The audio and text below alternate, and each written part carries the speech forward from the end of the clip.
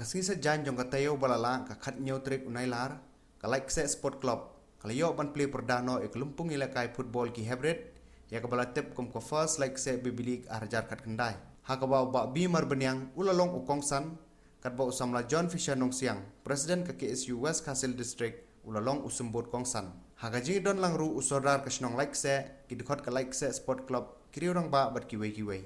haba phai sha katege sngis dang ya katege lumpung haka under age kamar kasa sport club kala penlim no ke St Joseph Secondary School da Prakula Not Amigos FC kala poino ka jinga khaj da Marshigol bat ka Little Star Clouded Leopard Football Club kamarang jedo UPS kala penlim no da Arco Lashikol ya ka Springfield like se Challengers kadba kamarngor sport club kala penlim no da Saukola Not ya ka Seven Brothers School kikato ka ne ki jinga le kai ha ka under 10 kamar kasa sport club kala penlim no da Enrico Lanot ya ka St Joseph Secondary School but haka under 12 ka St Joseph Secondary School kalai khaj da Marshigol but kamarngor sport club haka ne kalumpung kidon hadu pratli ki kinhon ki blawan ban shimenta mana pedeng kini khambon ki de na Mairang Civil Subdivision na Motarishan but kawai pat na Nongstoin CNRD block but kindan hadu shispa nrupo pratli ki jingele kai ki banile kai habro ka te tournament moto jong ka baby league ong no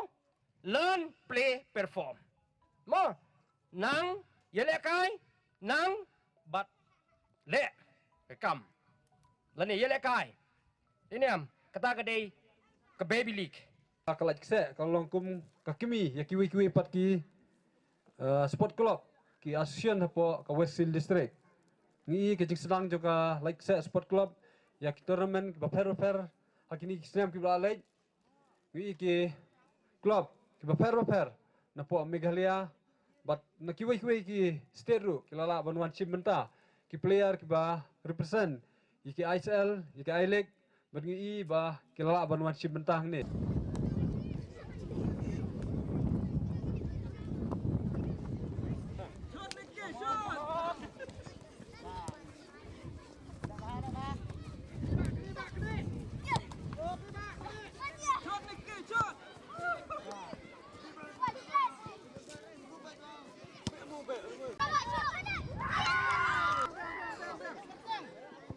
Kaban ikul Persia ke Marang Jaido. Aku understand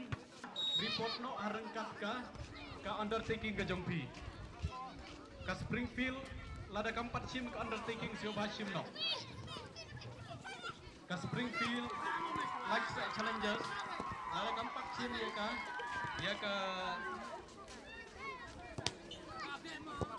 ya ka tim